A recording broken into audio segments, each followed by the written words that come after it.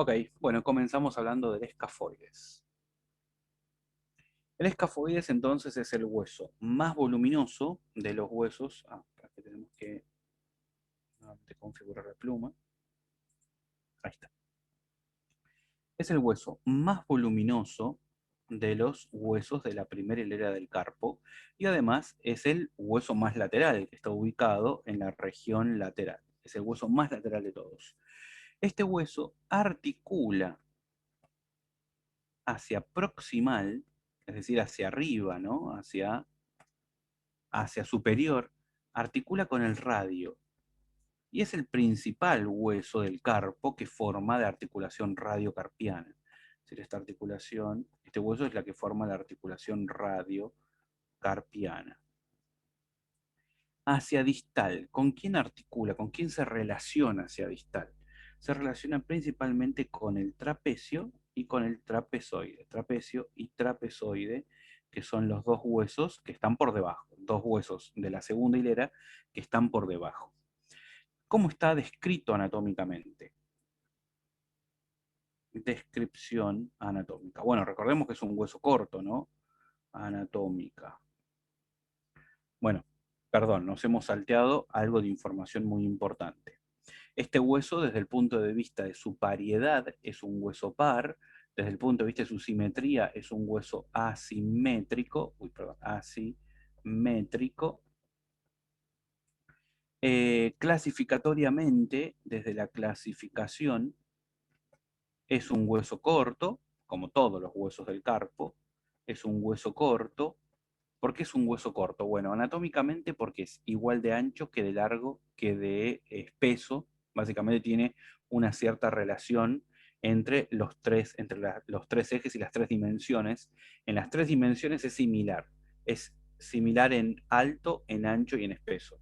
Si bien es cierto que en ancho hay un poquitito más que en lo alto y en lo espeso, pero bueno, se considera como todo hueso corto que tiene una cierta equidad, que tiene una cierta armonía en las dimensiones de los tres ejes, ¿sí? De los tres planos. Bueno, y desde el punto de vista funcional es un hueso corto porque recibe presiones, amortigua presiones y las transmite a los próximos huesos, cual si fuese un amortiguador, como si fuese un resorte o un amortiguador. Bueno, ahora sí, estamos en condiciones entonces de iniciar con la descripción anatómica. Dijimos en el video anterior que es un hueso de tipo rectangular, es como una especie de rectángulo. Vamos a plantearlo, por lo tanto, como una especie de rectángulo. Así. En este rectángulo vamos a encontrar una cara que apunta hacia anterior, es decir, hacia palmar, porque anterior y palmar acá serían sinónimos. Una cara que sería la cara que va hacia posterior, también sería dorsal. Un borde, que es el borde lateral o cara lateral, bueno, como más te gusta, dijimos que tenía 6 caras, ¿no? Una cara medial, una cara superior, que es esta cara que está acá, que ahí está, ¿no? Es decir, una cara que va hacia superior, y una cara, que sería esa que está ahí abajo, que va hacia inferior. Ahí están las 6 caras de este rectángulo. Recordemos que este rectángulo no está en una disposición así exactamente horizontal, sino que más bien está inclinado en sentido oblicuo. Bueno, ahora lo vamos a dibujar mejor. Bueno, descripción anatómica. Entonces, vamos a encontrar una cara anterior, que es la cara palmar, una cara posterior, que es la cara dorsal. Después nos vamos a encontrar con una cara superior, una cara inferior, y después con una cara o borde, dependiendo del libro, es lo mismo. Cara medial y una cara lateral. Vamos a ver cuáles serían las características entonces de cada uno de estos elementos en este hueso. Bueno, en la cara anterior nos vamos a encontrar lo más importante, un tubérculo saliente, ¿sí? Como una saliencia así ósea ahí, que corresponde entonces al tubérculo del escafoides. Se llama tubérculo del escafoides. Este tubérculo del escafoides sirve para la inserción del ligamento colateral radial del carpo. Esto es para la inserción del ligamento colateral radial del carpo. Este ligamento pues lo vamos a ver más en profundidad cuando estemos hablando de la articulación radiocarpiana, que es la articulación de la muñeca. Este ligamento es el ligamento de la muñeca, un ligamento de refuerzo de la articulación de la muñeca, pero eso viene más adelante. Bueno, en la cara posterior nos vamos a encontrar entonces que es levemente rugosa, es estrecha y está reducida a un surco. ¿Mm? Por este surco vamos a ver que pasa la arteria radial. Entonces, a ver, repetimos de nuevo. Entonces, dijimos que es rugosa la cara posterior, es estrecha, no tiene las mismas dimensiones que la cara anterior, y además bien presenta un surco, que se llama surco de la radial, surco de la arteria radial. Esta es la cara que se relaciona entonces hacia posterior con la arteria radial. Bueno, cara superior. La cara superior es articular, es decir, esa cara que está ahí es articular. Forma parte de los mecanismos de articulación con el radio para la formación de la articulación radiocarpiana.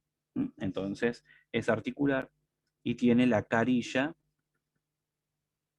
para la articulación radiocarpiana. Carilla para la articulación radiocarpiana. La cara inferior. La cara inferior también es articular, es decir, también es una superficie articular toda la cara inferior. Esta superficie articular, entonces, es la superficie articular para la articulación escafo trapezoidal y escafo grande. Entonces, es la carilla para articular con el trapezoide, el trapecio y el grande. Estos tres huesos articulan entonces a través de la carilla inferior con el escafoides. Bien, tenemos después una carilla medial, una cara medial, ¿no? Una carilla que sería esta que estaría acá, en contacto con los otros huesos del carpo, de la primera hilera del carpo, la cual también es una carilla articular plana para la articulación escafo-semilunar, es la carilla para la articulación escafo, de escafoides, semilunar, del hueso semilunar, que era como esa media luna que encontrábamos lateralmente. Y finalmente la carilla lateral es una carilla que presenta un surco que se llama surco de la arteria radial. Este surco de la arteria radial es la continuación del surco que encontramos en la cara posterior. En la cara posterior también dijimos que había un surco para la arteria radial que se continúa con la cara lateral. Entonces este surco podríamos decir que excava toda la cara posterior y la cara lateral. Entonces, tanto la cara posterior como la cara lateral de la arteria, del hueso, del escafoides, se relaciona con la arteria radial. Dicha arteria también emite las ramas para la irrigación del hueso, que dicho sea, estas ramas son dos. La mayor parte de los huesos tienen una sola rama de irrigación grande que ingresa por un foramen nutricio. En cambio, el escafoides tiene dos foramenes nutricios en la cara anterior y tiene dos pequeñas arterias muy chiquititas que ingresan dentro del escafoides a irrigarlo.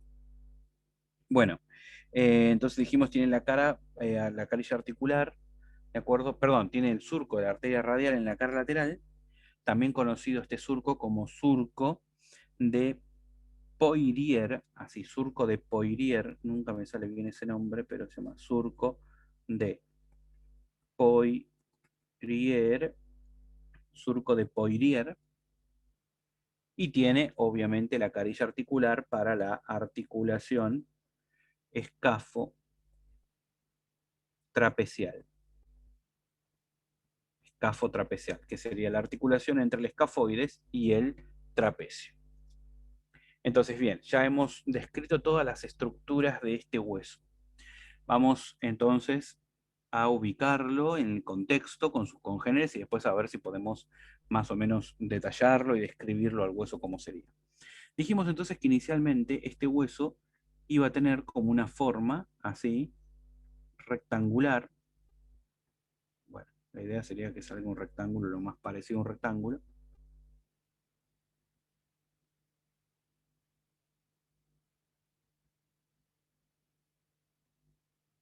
Pero también sabemos que este eje horizontal del escafoides no permanece horizontal, sino que en realidad, sino que en realidad se encuentra oblicuo el eje del escafoides. Eso quiere decir que el hueso lo encontraríamos así, ahí. Esta sería la verdadera posición anatómica del hueso. Y no solamente oblicuo, sino que además este eje central del escafoides sería curvo. Esto quiere decir que en realidad el hueso no es recto, no es rectilíneo, es más bien curvo. Así, tiene una cierta curvilinealidad. Ahí va. Generando este hueso, perdón, ahí va. Así, ahí. Generando entonces este hueso,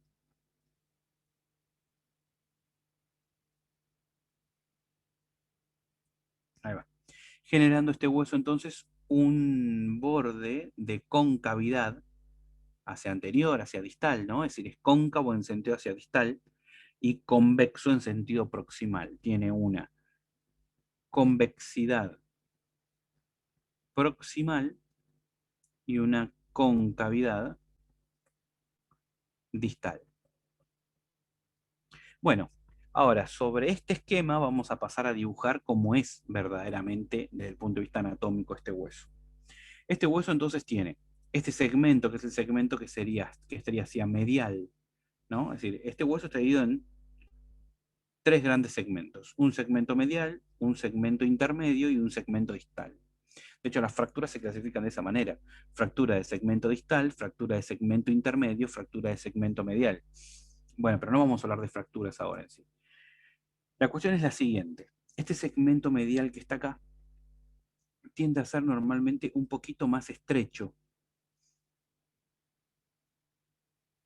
Se dispone luego, ¿sí? Es decir, permite digamos, se continúa con el segmento intermedio. El segmento intermedio está como más ensanchado, así, y finalmente me encuentro con el segmento distal, que presenta una carilla articular que tiene así esa forma. Acá tiene otra carilla articular, ahí, una carilla articular en toda esta parte superior, y finalmente una carilla articular acá abajo. Quiere decir que tiene carillas articulares por todos lados este hueso. Entonces repetimos: el hueso tiene una forma más o menos así, está formado, perdón, por tres segmentos, y tiene una carilla articular ahí, una carilla articular acá, otra carilla articular ahí, y una última carilla articular en este punto. Andando un poquito lento, pareciera, ¿no? Esta carilla articular que muestra hacia arriba sería la carilla articular para articular con el radio. Quiere decir que acá vendría el radio ahí.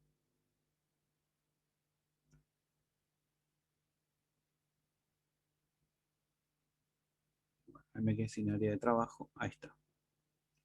Y ahí articularía con el escafoides. Esta carilla que encontramos ahí es la carilla que muestra el hueso para la articulación con el trapecio, que es el hueso que viene por debajo.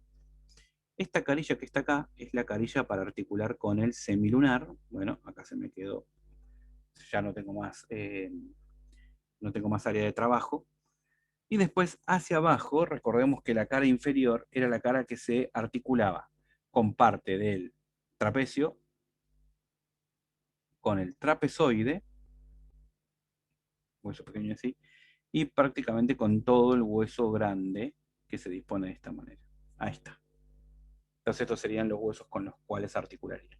Repetimos: hacia superior encontramos una carilla articular para articular con una carilla articular para articular con el radio, para la formación de la articulación radiocarpiana. Después, hacia el lateral encontramos esta carilla que está acá, que es la carilla para la articulación escafotrapecial entre el escafoides y este hueso que está acá, que es el trapecio. Hacia abajo, escafotrapezoidal con el trapezoide y con el hueso grande. ¿Mm? Y con el hueso grande. Hacia medial con el semilunar y hacia superior, bueno, como ya dijimos recién, con el radio. Estas son las principales características anatómicas que este hueso posee. Encontramos en la mayor parte de las biografías, citado acá un pequeño cuellito anatómico, ahí en ese punto, y también encontramos un tubérculo, que está bastante marcado como una saliencia ósea acá en este punto, en la cara anterior o cara palmar, que esto es esta cara que está acá, que se denomina tubérculo, tubérculo del escafoides. Tubérculo del escafoides. En este tubérculo se inserta un ligamento que se llama ligamento colateral radial del carpo. Bueno, estas son entonces las características más importantes. Recordemos que este hueso tiene un segmento, como ya dijimos antes, ¿no? Un segmento medial, un segmento intermedio y un segmento lateral respectivamente. Bueno, esto es lo más importante, está irrigado por la arteria radial, pero ahora viene a continuación unos dibujitos en donde vamos a hablar un poquito acerca de este hueso, cómo está irrigado y cuáles son las relaciones que tiene. La cara dorsal se relaciona con la arteria, recordemos que tanto la cara dorsal como la cara lateral tienen un surco por donde la arteria pasa, un surco llamado surco de la arteria radial, por donde la arteria pasa. Bien, entonces bueno, visto nuevamente desde todos los ángulos posibles, vemos, ¿no? Que esta es la cara lateral, esta es la cara superior, esto que acá tenemos sería una cara anteromedial, una cara inferior, y esta sería la cara palmar, la cara que va hacia adelante, ¿no? Hacia anterior. Entonces acá tenemos el hueso en todos los diferentes aspectos. Ahí tenemos el tubérculo del escafoides, que estaba en la cara anterior también, pero entre el segmento lateral y el segmento intermedio. Segmento lateral, segmento intermedio, segmento medial. Acá tenemos el tubérculo de nuevo en el segmento lateral, segmento intermedio, segmento medial, y eso que está ahí es la carilla articular para el radio, teniendo en cuenta que es una cara superior. En la cara inferior, entonces, perdón, esta es la cara superior, quiero decir, es la vista superior directamente.